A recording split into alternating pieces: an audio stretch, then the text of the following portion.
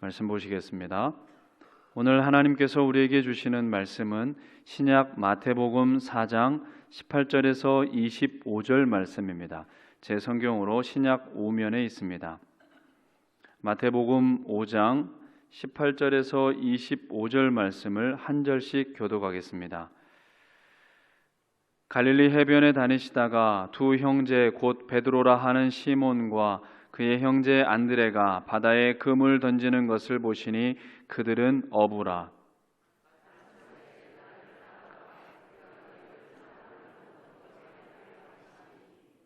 그들이 곧 그물을 버려두고 예수를 따르니라.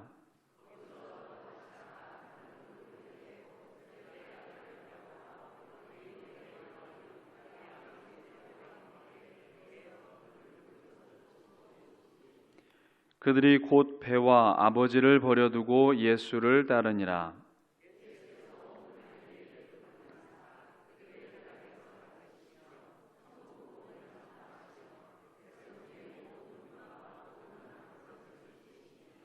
그의 소문이 온 수리아에 퍼진지라. 사람들이 모든 앓는 자 곧 각종 병에 걸려서 고통당하는 자, 귀신 들린 자, 간질하는 자, 중풍병자들을 데려오니 그들을 고치시더라. 갈릴리와 데가볼리와 예루살렘과 유대와 요단강 건너편에서 수많은 무리가 따르니라. 아멘.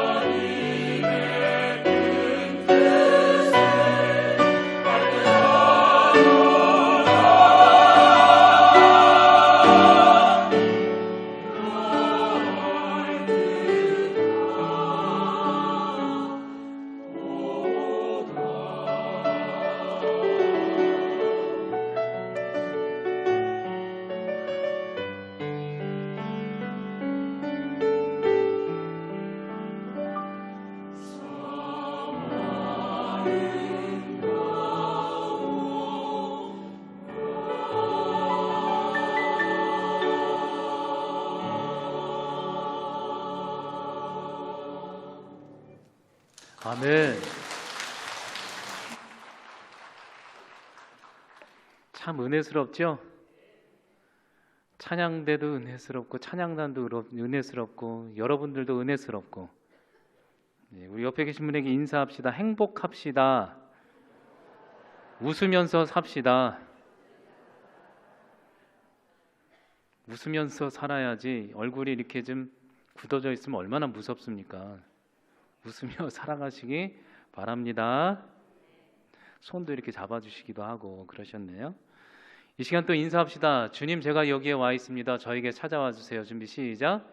주님, 제가 여기에 와 있습니다. 저에게 찾아와 주세요. 아멘. 기도하겠습니다.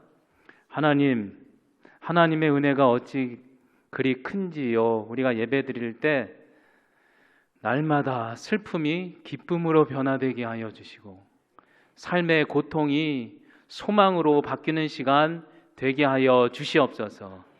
우리 동성애 식구들 힘든 일이 있어서 이곳에 온 분들이 있습니까? 회복이 있게 하여 주시고, 기쁨이 있어서 이곳에 온 분들이 있습니까? 그 기쁨이 전파되게 하여 주시옵소서. 예수님의 이름으로 기도하옵나이다.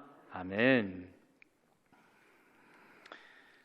대다수의 언론 기관들은 대중들로 하여금 자신들이 원하는 관점과 틀을 갖도록 만들기 위해 자신들이 원하는 생각을 주입시키기 위해 먼저 하는 작업이 뭐냐면 언어를 수정하고 고쳐서 주입해서 그 주입된 대중들은 자신들이 제공한 언어를 맹목적으로 받아들인다고 합니다.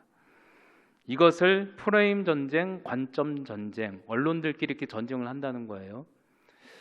오늘은 왜 이렇게 목사님이 처음부터 어려운 얘기를 하셔가지고 인생도 졸려온데 왜 그러나? 근데 어려운 얘기가 아니에요. 우리 가운데 좋은 언어가 들어오면 좋은 생각을 하고 나쁜 언어가 들어오면 나쁜 생각을 한다, 이런 거예요.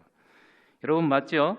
정치 뉴스를 보면은 한 정당을 계속 언어를 넣고 집어넣으면 그 정당이 좋아 보이고, 또 저 정당 얘기를 계속하게 얘기하면 그 정당이 좋아 보인다는 거죠. 홈쇼핑에서도 그렇죠. 이거 사라 하면 사야 될 것 같고, 사고 싶지 않은데 그냥 버튼이 먼저 손이 눌러지고. 요즘 또 제일 무서운 게 뭐예요? 당근 있죠. 당근 프로그램. 당근 자꾸 당근 하면은 켜보게 되고. 언어가 그렇게 무섭다는 거죠. 이런 걸 얘기한 분이 누구냐면 조지 레이코프라는 언어 철학자인데, 이분이 그렇게 얘기했어요. 대중들의 언어와 틀, 관점이 주입되는 데에 따라서 그 인생의 삶의 관점이 완전히 바뀔 수도 있다. 맞는 얘기입니다. 여러분, 우리가 어떤 언어가 우리 가운데 들어오느냐에 따라서 우리의 삶의 관점도 완전히 바뀔 수가 있습니다. 세상의 언어가 들어오면 세상의 관점대로 살아갈 수밖에 없고, 사랑하는 주님의 언어와 말씀이 들어오면 주님의 뜻대로 살아갈 수 있는 거죠. 근데 제가 왜 이 얘기를 소개해 드리냐면, 오늘 주님께서 공생의 기간 처음 시작에 40일 광야를 끝내고 진정으로 중요한 언어의 관점을 제자들에게 처음 말씀하신 말씀이 오늘 말씀입니다. 이 말씀은요, 삶의 변혁이기도 하고 제자의식, 제자의 정체성의 의식의 핵심이기도 합니다. 오늘 주님께서 이 말씀을 하심으로 세상은 혼란스럽고 세상의 관점과 하나님의 관점이 나뉘었고 세상은 충돌했어요. 이 일로 주님은 결국 십자가를 지시게 됩니다. 이 말로 인해서 유대교 전체의 뿌리는 흔들리게 되고 세상은 AD와 BC와 AD 아시죠? 예수님을 중심으로 역사는 바뀌게 됩니다. 그래서 우리가 오늘 말씀을 통해서, 오늘 말씀이 과연 우리가 너무나도 잘 알고 있는 쉬운 말씀이지만 이 속에 과연 어떤 의미가 있는가 생각해 보시고, 이 관점이 언어를 붙들고 여러분들이 주님의 제자로 온전히 세워지시기 바랍니다. 오늘 말씀을 함께 보겠습니다. 말씀이 현장에 우리가 잘 알고 있는 말씀이에요. 예수님께서 제자 베드로를 부르신 말씀이에요. 예수님이 최초로 제자를 찾고 있었어요. 동고동락할 제자들을 찾고 있었어요. 갈릴리 바닷가 너무나도 아름다운 날, 날씨가 오늘처럼 좋은 날, 새들이 지저귀는 그때 예수님 눈에 가장 먼저 들어왔던 제자가 누구냐면 베드로와 그의 형제 안드레였어요. 그들은 평범한 어부였어요. 우리처럼 일하던 어부였어요. 물고기 잡던 사람이었어요. 그냥 일상이었던 사람이에요. 오늘도 이날이고 그 전날도 이날이고 내일도 이날이네, 영원히 일하다 죽을 수밖에 없는 인생이네라고 생각했던 사람들이 베드로와 안드레였죠. 이때 대변역 주님이 말씀하시는 거에 갑자기 하늘에서 말씀이 떨어지는데 뭐라고 그러냐면 우리가 너무나도 잘 알고 있는 말, 나를 그리스도를 따라오너라 내가 너희를 이제는 사람을 낚는 어부가 되게 하리라. 위대한 관점이죠. 우리가 너무 많이 들어가지고 이 말씀 들으면요 위대한지도 몰라요. 우리 옆에 계신 분 보세요. 신기해하는 건지 지루해하는 건지. 근데 위대한 말이에요. 생각해 보세요. 제자들이 이 말 듣고 얼마나 혼란스러웠을까요? 생각해 보세요. 처음 이런 말을 들었다면 세상에 이런 언어는요 국어 사전에도 없어요. 어떤 외국 사전에도 없어요. 아무 어디도 없어요. 제자들이 뭐라고 생각했겠어요? 이 예수님의 말을 듣고 저 선생님 존재가 도대체 뭐야? 아니 나 낚는다는 건 물고기 낚는 건 들어봤어도 사람을 어떻게 낚아? 맞죠? 사람 낚으면 어떻게 돼요? 실례죠? 낚시 입질 잘못하다가 옆에 있는 사람 건들면 어떻게 돼요? 큰일 나는 거예요. 사람을 어떻게 낚아? 근데 왜 최초의 말씀을 하신 게 이 말씀이잖아요. 제자들 부르면서 다른 거 말하지 않았어요. 이게 최초예요. 사람을 낚는다. 세상의 번역의 말이 낚는다예요. 낚는다. 사람을 낚는다. 낚는다. 왜 낚다라는 말을 썼을까?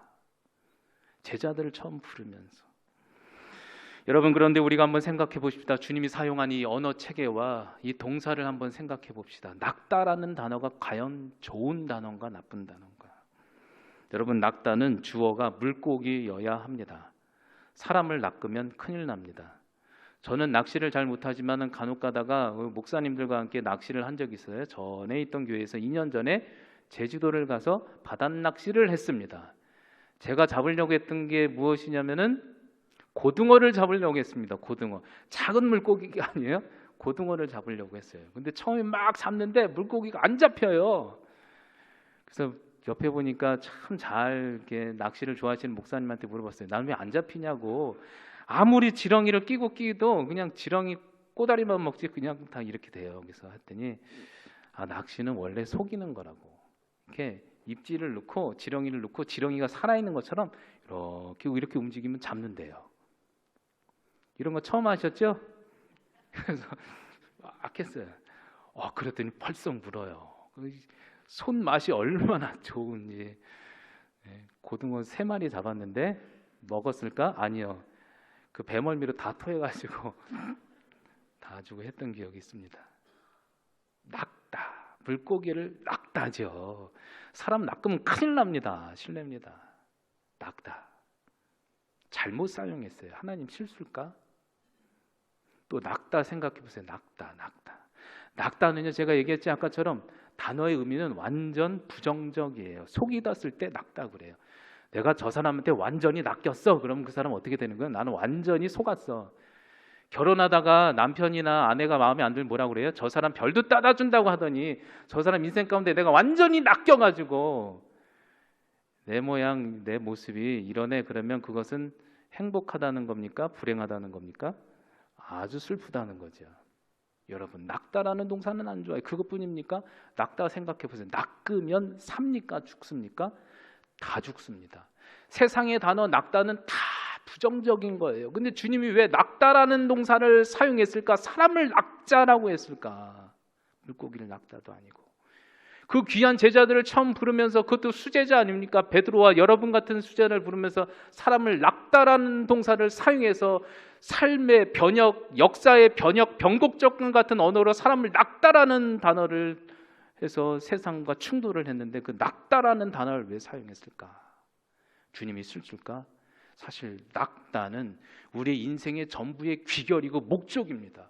여러분 우리가 인생 살 때 예수님 모를 때 뭐 하고 살려고 해요? 낚으려고 살아요. 돈을 낚으려고 살고 물고기를 낚으려고 하고 그렇게 살고 살다가 1년, 10년, 20년, 40년, 50년 어느 때 70년 되고 나니까 내 인생은 뭐가 남지? 아무것도 안 남네.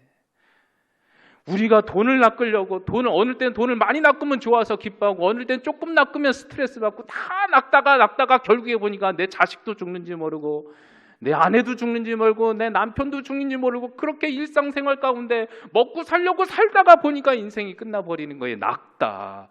낚다는 이 세상에서는 완전 부정적인 거죠. 베드로와 안드레도 그냥 낚았어요. 주님 만나기 전에 낚았던 거예요. 인생이. 낙다. 안 그렇습니까? 여러분 세상에서 제일 좋은 게 뭐예요? 뭐니 해도 싫습니까? 저는 돈 좋아할까요? 싫어할까요? 비밀입니다. 낙다. 여러분 그런데 낙다 부정적인 거 맞습니다. 우리 입속에서 늘 생각하는 목적이 낚는 거 맞습니다. 그런데 사용하는 주체가 누구예요? 우리 가운데 삶의 자리에 누가 찾아오셨어요? 예수님 찾아와서 뭐라고 그래요? 낚던 인생이지만 나한테 찾아오라. 주님이 만약에 나를 사용한다면, 낙다라는 동사를 사용한다면, 낙다라는 걸 늘 생각했던 내 인생에 베드로에게 주님이 찾아온다면 여전히 그 이후의 삶도 부정적일까? 주님이신데, 왕 중에 왕인데. 오늘 말씀 다시 한번 보세요. 이렇게 나와 있어요. 4장 19절에 말씀하시되, 너가 처음에는 낚는 것만 생각했던 인생이지. 그래서 인생을 허무하게 보냈지. 그래서 사람 죽는지도 모르고 먹고 살기 위해서 몸부림치며 살았지. 그런데 이제 너가 나를 따라오면, 나를 만나면, 나한테 붙들리면 이제는 낚는 인생이 아니라, 사람을 죽이기 위해 낚는 인생이 아니라 사람을 살리기 위해 낚는 인생으로 매 순간 살게 해주실 거야. 여러분 이게 우리의 소명이어야 되죠. 그래서 이게 굉장히 중요한 제자의 정체성입니다. 예수님 믿으면 삶이 완전히 바뀌는 거예요. 옛날에 물고기 잡는 게 전부였어요. 돈 버는 게 전부였어요. 근데 같은 직장 생활을 해도 이제는 사람 살리기 위해서 사는 거예요. 명심하시기 바랍니다. 하나님이 여러분들 초청하시는 거예요. 부르는 거예요. 나한테 와. 이제는 사람을 살리게 해줄게. 낫게 해줄게. 사람을. 네 낚는 동사가 나빴지. 그러나 내 손에 붙들리면 그것조차도 사람을 살리는 게 돼. 여러분을 손을 통해 사람을 살린다는 겁니다. 가정을 살린다는 겁니다. 세상을 살린다는 겁니다. 찬양대를 해도 뽐내기 위해서 하는 게 아니라 살리기 위해서 하는 거죠. 우리 찬양대 잘합니까? 못합니까? 지역적이에요? 세계적이에요? 세계적이죠. 교만하기 위해서가 아니라 주님께 영광 돌리고 살기 위해서. 여러분 예수 믿는 게 얼마나 좋습니까? 옛날에는 정체성이요. 그러니까 우상 숭배랑은 틀려요. 우리가 교회 와서 처음엔 너무 힘드니까 이것도 고쳐주세요, 저것도 고쳐주세요, 낫게 해주세요. 하지만 어느 순간 의식이 들고 제자가 되고 의식이 생기면 어느 때부터 이렇게 생각하는 거예요. 하나님 내 인생 허무하게 보내지 않게 해주세요. 한 번 살더라도 돈만을 위해서 살아가지 않게 해주세요. 어차피 사람이 죽으면요, 아무리 돈 많이 벌어도요, 죽으면요, 우리가 산에 올라가다 보면 물 있잖아요. 물 이렇게 삼다수도 있고 물 있잖아요. 근데 가장 아까울 때가 뭐냐면 아껴 먹으려고 다 갔다가 그게 중간에 이렇게 딱 돌아오잖아요. 그럼 물이 남아있으면 땅에다 쏟아야 돼요. 우리가 이 땅에 사는 모든 것들이 그래요. 아무리 열심히 물고기 낚아도 주님 부르시면 주름살 생기면 다 쏟고 가야 되는 거예요. 근데 주님이 우리를 초청했어요. 뭐라고요? 최초로 변혁적인 얘기, 그 언어 뭐예요? 사람을 낫게 해줄게, 살리게 해줄게. 너 이제는 그렇게 살지 마. 여러분 믿으시기 바랍니다. 하나님은 여러분 가운데 능력을 주셨습니다. 왕 중의 왕 예수 그리스도를 붙들고 그분을 따르면 내가 세상을 낚던 인생에서 그게 살아나는 거죠. 여러분 우리가 어때요? 교회 생활하면서 의식이 있어야 돼요. 사람을 죽이는 일이라면 세상 방식이 아무리 지혜로워도 교회에서는 멈춰야 되고, 가정에서도 마찬가지예요. 옛날에는 자녀가 사는지 죽는지도 모르고 살다가 이제는 그런 일이 있으면 사람 살려야지라고 생각하는 게 우려야죠. 여러분 지나간 인생을 한번 돌이켜 보시기 바랍니다. 그런 인생 가운데 주님 다시 한번 여러분들한테 초청하는 거예요. 사람을 낚자. 사람을 낚자. 낚으시기 바랍니다. 우리 옆에 계신 분에게 한번 인사 한번 하세요. 사람을 낚읍시다. 낚시질 잘못해서 낚는 게 아니라 살리기 위해서 낚으시기 바랍니다. 여러분 저는 언제부턴가 그런 기도를 했어요. 하나님, 목회를 하든 뭐 사업을 하든 뭐 목회자로 계속 갈 수도 있고 사업가로도 갈 수 있고, 사업하지만 목회자가 아니라 뭐 청년 사역도 할 수 있잖아요. 하나님 이제는요 좀 사람 좀 살리게 해주세요. 우리 인생이 제가 생각해 봤어요. 제가 이렇게 젊어 보여도 제가 길게 살 시간 따져보니까 길어봐야 한 30년 살면 끝이겠네. 그렇게 인생이 짧아요, 생각보다. 그런 인생 물고기만 잡다 가면 얼마나 아깝습니까? 주님 갔을 때 저도 주님처럼 사람 살리다 왔어요. 그런 마음을 갖고 살아가시기 바랍니다. 주님 보세요. 마태복음 20장 28절 인자가 온 것은 섬김을 받으려 함이 아니라 물고기 잡으려 함도 아니고 내가 섬기려고 한 것도 아니고 섬기려 하고 본인의 목숨을 많은 사람을 살리기 위해 대속물로 주셨다. 우리도 그 길을 가시기 바랍니다. 자기 부정, 내가 평안한 거, 내가 물고기 잡는 거 깨트리고 고난의 십자가를 지고 남을 위해 희생하며 사람을 살리기 위해 사는 인생, 이런 인생 살아가시기 바랍니다. 그래야 남습니다. 주님이 한마디도 아니고 두마디도 아니고 한마디로 외치잖아요. 사람을 낚는 인생이 되리라. 주님은 말씀도 너무 잘하세요. 너무 쉽게 하세요. 사람을 낚는 살리는 인생이 되리라. 이 말에 자석처럼 베드로, 안드레, 야고보, 요한 우리까지 끌려가잖아요. 왜냐하면 그분의 헌신적인 사랑 때문에. 동성교회 식구들 지금도 잘 살아내는데 그렇게 살아가시기 바랍니다. 저는 부임하고 나서 동성교회 식구들한테 좋은 인상이 있었습니다. 담임 목사님이 5개월인가 4개월 공백이었다고 해서 전 걱정을 많이 했습니다. 그런데 외인걸 비전센터도 너무 잘 지었어요. 다음 세대 우리 영혼을 살리기 위해서. 그래서 야, 제자의식이 있구나. 그리고 또 이번에 태국 이산 갔죠? 같이 기도해 주시기 바랍니다. 근데 대단한 거예요. 교육자 없이 본인들이 혼자 큐티하고, 제가 마지막 날 큐티 가서 봤거든요. 목회자가 인도하는 것보다 더 은혜스러워요. 그렇게 하고 그 지역을 살리려고 스스로들 가고, 그리고 그것뿐입니까? 필리핀 조금 있으면 의료 선교도 간다고 하고, 그리고 정창진 선교사님 같은 훌륭한 선교사님들도 섬기려고 하고. 그게 누구예요? 여러분들입니다. 여러분 한번 옆에 계신 분 살짝 한번 보세요. 어때요? 어떤가? 자부심이 느껴지나? 그런 자부심 갖고 살아가시기 바랍니다. 이 세상에서 제일 좋은 교회는 어디예요? 세계적인 교회는 어디예요? 믿으십니까? 그런 자부심을 갖고 살아가시기 바랍니다. 우리 교회는 물고기 잡는 교회예요? 아니면 사람을 낚는 교회입니까? 사람을 낚기 바랍니다. 사람 낚다, 살리다. 주님, 제가 손이 닿는 곳곳마다 다 살아나게 해주세요. 내 가족도 살아나게 해주세요. 질병도 사라지게 해주세요. 그냥 다 살아나게 해주세요. 그냥 무조건 잘 될 줄 믿습니다. 그런 마음으로 힘써 살아가시기 바랍니다. 주님이 사람 살리는데 낚싯바늘도 세 가지 주셨어요. 길지 않아요? 소개해드릴게요. 23절에 사람 낚을 때 이런 낚싯바늘로 사용해. 갈릴리에 두루 다니시며 회당에서 사람에게 첫 번째 낚싯바늘, 주님을 가르치고, 또 천국 복음을 어떻게 해요? 전파하고, 그리고 사람들을 어떻게 해요? 고치면 어떻게 돼요? 하나님의 나라가 온다. 사람을 살린다. 여러분 그러시기 바랍니다. 제 목회 철학이 뭐냐면 하나님의 나라를 회복하는 교회입니다. 글자체를 좀 부드럽게 했어요. 사람 살아야 되니까. 하나님의 나라의 주권은 주님이 붙들고 주님 따르는 거죠. 옛날에 물고기 잡다가. 근데 이런 나라가 오면 어떻게 돼요? 주의 성령이 우리 가운데 임했죠. 임하면 가난한 자가 복음을 듣게 되고, 심령이 포로된 자가 자유함을 얻고, 예배 가운데, 산 가운데 영적으로 눈이 어둡던 자가 눈을 뜨고, 걷지 못한 자들이, 인생에 절망했던 사람들이 일어나서 이제 살아봐야지 하는 곳이 천국이죠.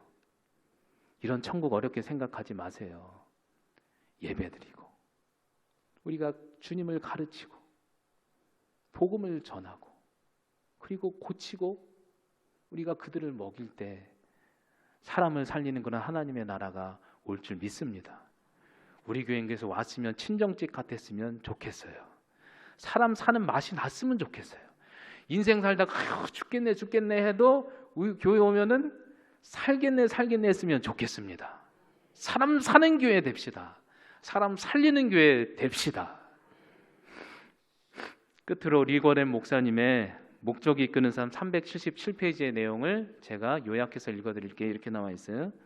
나는 왜 이 세상에 존재하는가? 이런 삶의 목적에 대한 고민은 수천 년 동안 수많은 사람들에게 혼란스럽게 했던 질문이다.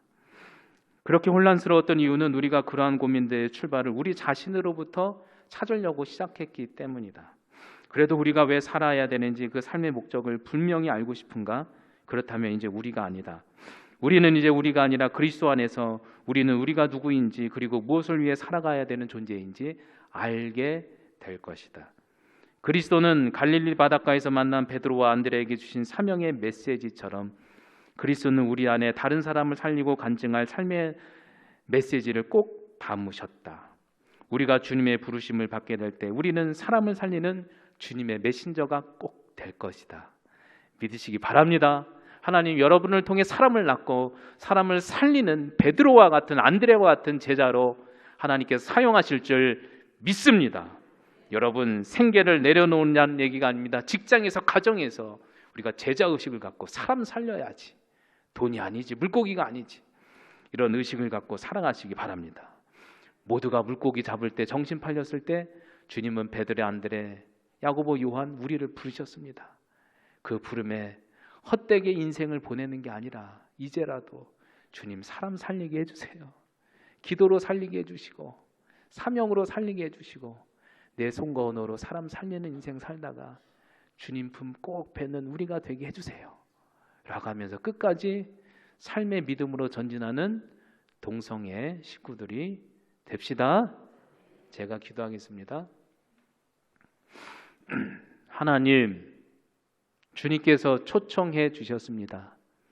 베드로, 안드레, 야고보, 요한 그리고 동성애 식구들 저와 여기에 있는 분들을 초청합니다. 인생이 힘들었니 지쳤니 물고기 잡느라고 지쳤니 사람 죽는지도 모르고 물고기만 잡았니 이제는 나를 따라라. 그런 인생이 아니라 이제는 사람을 살리게 사람을 살리고 세우는 일에 내가 너희를 사용할게 말씀하신 이 주님의 따뜻한 부르심에 응답해서 동성애 식구들 지금 내 삶에 어려움이 있고 힘든 일이 있어도 이 문제도 해결받게 해주시되 더 나아가서는 제자의식을 갖고 세상을 살리고 가족을 살리고 내 자신을 살리고 광주 지역을 살리고 이 한민족을 살리고 세계를 살리는 하나님 세계적인 주님의 제자들이 되게 하여 주시옵소서. 예수님의 이름으로 기도하옵나이다. 아멘.